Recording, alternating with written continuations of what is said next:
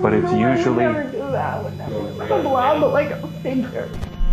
It was like in my head though, it wasn't real. This is an act. The woman you're looking at has just stabbed her ex-boyfriend 19 times and is now trying to manipulate the police to avoid jail time. She's been caught standing over her ex-boyfriend's body with a bloody pair of scissors in her hand. Where did you get the scissors from? Do you remember? It was right next to him on the sofa? Yeah. She's trying to convince the police that she's insane, but little to her knowledge, her ex actually survived the attack and is ready to tell police everything they need to put her in jail for life. Help me, please. Please help me. Yep, ambulance is downstairs. On the morning of February 18th, 2023, 22-year-old Morgan Taylor Lunge grabbed a pair of scissors and plunged them repeatedly into her ex-boyfriend's back, shoulders, chest, face, and hands. It sounds like a scene straight from a nightmare, but the cops will soon discover that that isn't even the worst part. As her ex-boyfriend lies on the verge of death, officers try to make sense of this horrific scene, all while Morgan tries to throw them off the scent by lying and manipulating them. No. Right, is it just the three of you? Okay. Help me, please. Please help. Yep, ambulance is downstairs. 403, if you can come up. Copy. Everything's calm with the Oh, I'm getting lightheaded, bro. I need help. Will you come? Where's my brother? He's downstairs. Please help Can you me. tell him to call my dad, please? Have you got shoes or something you can? Oh, they're downstairs. Okay. Oh, please. Stop, no. Who are you saying stop to? Morgan lives here with her baby and ex-boyfriend, who was preparing to move out. Sometime after 6 a.m., Morgan woke and took their daughter to her playpen in the living room where her ex-boyfriend sleeps. No. Do you remember coming out here? We're coming out here again. Okay. 6 a.m. I got her out at 6. And then you went back to bed. Is that right? Yeah, I went back to bed. I didn't get much sleep last night. I don't know why. Okay. And then I finally fell asleep. And you what? I finally fell asleep and I was seeing all these weird things. I don't know. There's blood all over me. But you don't remember coming back out, but you do remember seeing something. It was like in my head though, it wasn't real. Things are allegedly hazy for Morgan, and she claims she only has a vague recollection of watching her ex get up from the couch and scream at their daughter, leading to the terrifying scene that police are faced with now. If this seems unbelievable, it only gets worse as the cops question her further. But that's because she's trying to claim insanity as a gambit to avoid jail entirely. And that's what I was like, what is going on? I didn't know what was happening. Can you describe for me what you saw? It was like, I don't know, it was like something black. But it was like, then I was like, is he attacking the thing that I saw?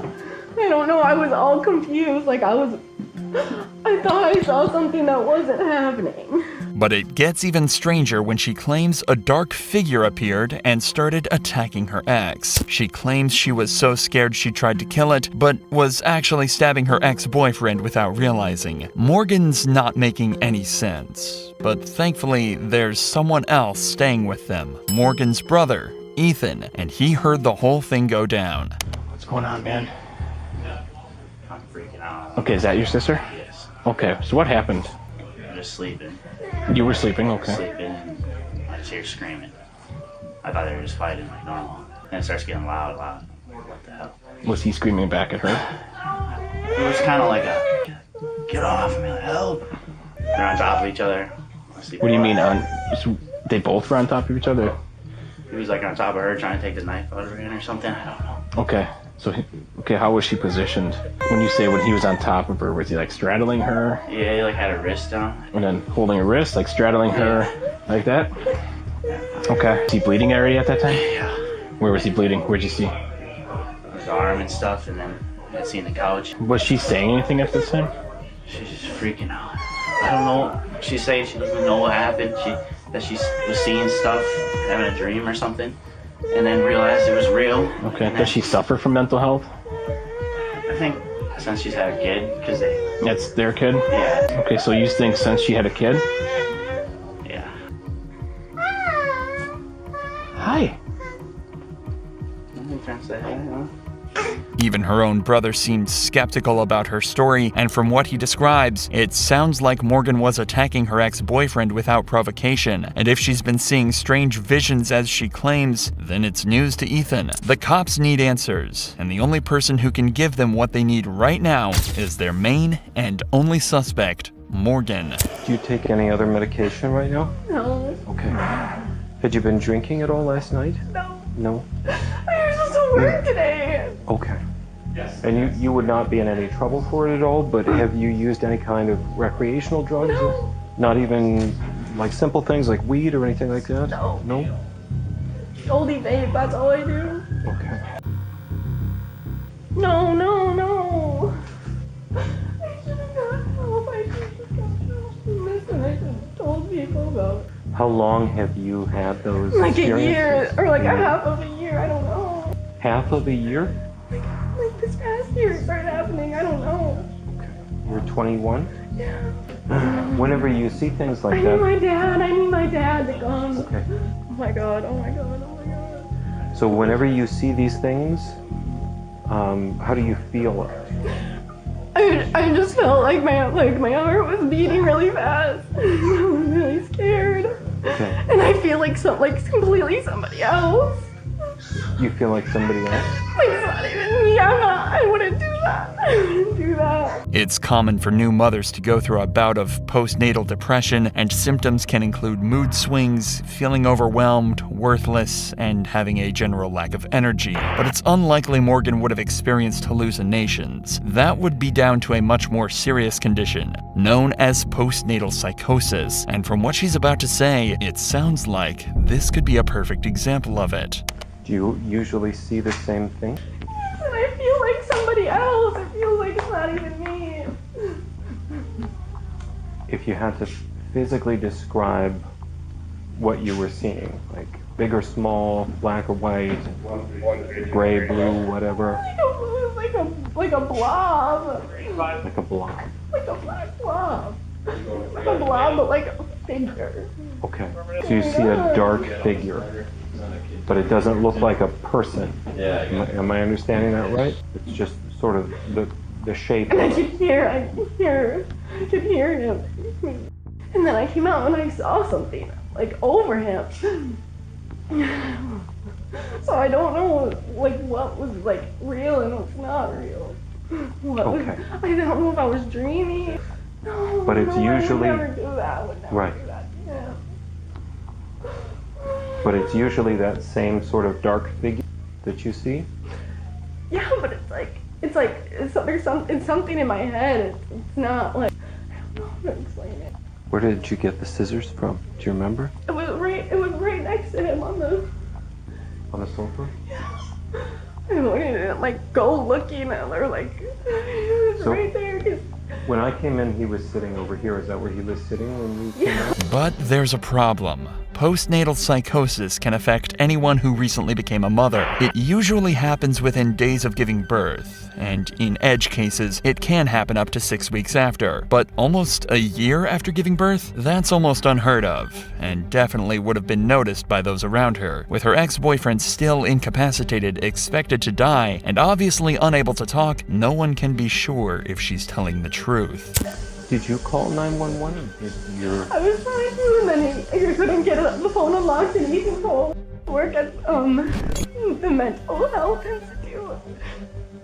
And I feel like ever since I started working there, like because I talk to the patients a lot, and I feel like it's just like getting in my head. And I've talked to people at work about it without like saying anything. Like I've been, like, do people ever get affected by this? And like, have you ever seen anybody that works here be affected by it? And they, like, all of them have said that, yeah, like they've seen people be affected by it. I don't know, and I just feel like something Something just changed in me since then.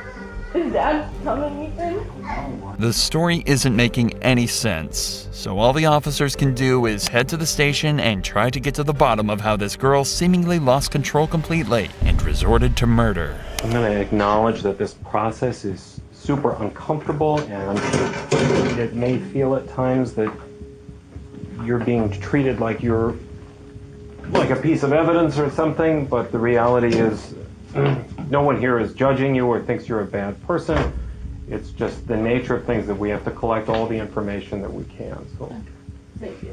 we are going to have to take the sweatshirt though, because it has blood on it and it was on you at that time. Clothing is often one of the most crucial parts of any police investigation, and can not only help reveal what actually went down, but can provide information that may or may not contradict a suspect's story. In this case, Morgan has already admitted to the attack, but it will still help corroborate her story, and might even prove one of the many lies that she'll start to spin throughout the interrogation. That is, if her victim doesn't do it himself. This is like saying that I'm not having a life. Correct. But again, if you want one at some point, you can certainly I don't know, stop. I've never been in this situation before. I don't know, like, what outcome is. If you're willing to get a blood draw from you, I don't suspect that you're under the influence of any drugs or alcohol, but I just talked to the district attorney and they advised that that would be a good idea. It's a perfectly normal procedure to test a suspect for drugs and alcohol, and it can often help explain how someone might have lost control in a situation like this. But if it turns out she's sober, then she's going to have an awful lot of trouble explaining this away. When she's allowed to call her father, he can't make any sense of what's happened, but still tries to defend his daughter despite the horrifying situation. Hey, Dad. Yeah. Hi. You're on speakerphone. Yeah. Am I supposed to, like, get a lawyer, do you think, before talking? Or I was told I was allowed to ask you. It's hard. Anytime I would say yes, but I feel like, I don't mean to say this mean, but you've been having, like, postpartum stuff. I know. It seems like you're not yourself, but I don't know what even happened over there, so I think you probably need a public defender is it something they can get you right away because you want to resolve this? If you need to go to a mental hospital or like get evaluated, you need to get that today. So is it something they would be able to get you today? Sir, this detective artist, if you had a private attorney, that's not impossible, but very difficult being a Saturday. Right. But I would say it's almost impossible to get one here for her like right now or today. I understand that. I hate this because I know that she's having mental health issues, so I'm obviously worried that when police arrive, they're looking at criminal right away when I know she's been having problems. So if I knew, Morgan, are you there? Mm-hmm. Do you feel okay to talk to them about an attorney? Or would you want to wait to have an attorney? No, I feel okay. I just wanted to see what you thought was best. Can I come there as her? Like, she has a representative with her. Can I come there with her? Sure, if you want. Morgan, you're not yourself. You're not yourself. You didn't do this on purpose. I did it on purpose. If Morgan is experiencing serious mental health problems, then her family would know about this better than anyone. But other than potential depression, nobody seems to have heard of her strange visions until this very morning, casting doubt on whether Morgan is being as honest as she claims, or whether she's trying to escape an attempted murder charge by pretending to be crazy. Your sister, like fighting, arguing, anything? Just arguing. When was that? Just every once in a while, just random arguments. Just normal relationship stuff? Yeah. Or do you know why you sleep on the couch? Or Just because they're arguing. so they're arguing a lot then? Or I don't know, I think they're just breaking up or something.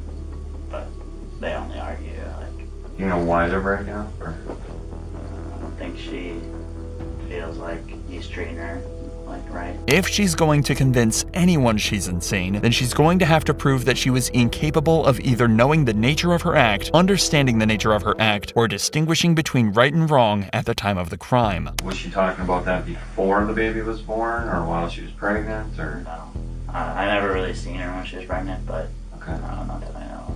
So after the baby was born, what was she talking about? Like if she would get sad or something, she would bring it up and didn't know how to deal with it. We didn't know, if she's just saying this or what, but she definitely started acting like different, not being as active and really showing her she'll be crying out of the blue or something, or yelling, which is just stuff I've never seen. And so she's discussed postpartum. Has she gone to a doctor for her? Or? I am not sure if she's ever gone to a doctor, but she's told me and my family members about it. Has she talked about seeing images or things or anything? I don't think so. No. The more the cops learn, the more there appears to be deception at work. This is starting to sound a lot less like a mental breakdown and more like a consequence of two people growing further and further apart, ending in a violent and brutal way. I definitely break down, like trying to get their own apartment, I think. And how long has that been going on? That they've basically broken up and decided they're going their separate ways. I mean, it's hard to tell because they're so on and off. I'd say definitely a solid month that they've been distant. Kind of more roommates than boyfriend Yeah. girlfriend. Of course, there's one person who can help solve this mystery, her ex-boyfriend. Miraculously, he managed to survive the attack, and after he recovered, he was more than willing to talk. He backs up the story that things between the couple had completely broken down and mentions that this was far from the first time Morgan had been violent. Her ex-boyfriend alleges she'd hit him several times and that they were constantly arguing. In fact, it was her violent attitude that made him want to leave in the first place, and he was close to moving out and moving on. Even when her father arrives, he seems stunned at the claims his daughter has made. She's had postpartum depression since she had the baby, and like my wife was a social worker for years and like program director and stuff, and she kept saying like she's having like mental health issues, and I would bounce around it with her, but I didn't want to like accuse her of having like mental problems and stuff, so I never pushed it far enough to like make her go get help. But as far as today goes, like Ethan said, and I saw her too, it was like it seemed like she wasn't even there. She's just been, like, I know she's been crying out of the blue, like she'll just start bawling for like nothing's going on, and she'll just start bawling. Like she said, when I say she said weird things to me, she'll say weird things to me, and I don't say anything, I just let it go, because I know she's having like mental issues, so I don't want to say the wrong thing. What do you mean by weird things? Just weird, like she'll not, just like weird, not like weird crazy stuff, but like talking about stuff that we weren't talking about or something, and like it's just like she's different, she's way different. And then, you know, I'm pissed at myself because we wanted her to get a good job and everything, and now she's like, now that this happened, I'm thinking, I told my wife, how stupid are we? Like, we encouraged her to go work at the mental health facility because my wife was a program director there for a long time. And we thought, it's a great job, it's a state job. I ran a prison for a living, so we're like, we know it's a good job. I never thought for 1 second about like the stuff that she was gonna be reading and hearing about, people she was gonna be talking to when she's having her own issues already. It was stupid. I never even thought about that. But Morgan wasn't fooling anyone and was unable to successfully manipulate the cops. She was found guilty of aggravated battery and sentenced to 7 years and 6 months in prison for stabbing her ex-boyfriend 19 times in his sleep, and must also serve 5 years of extended supervision upon release.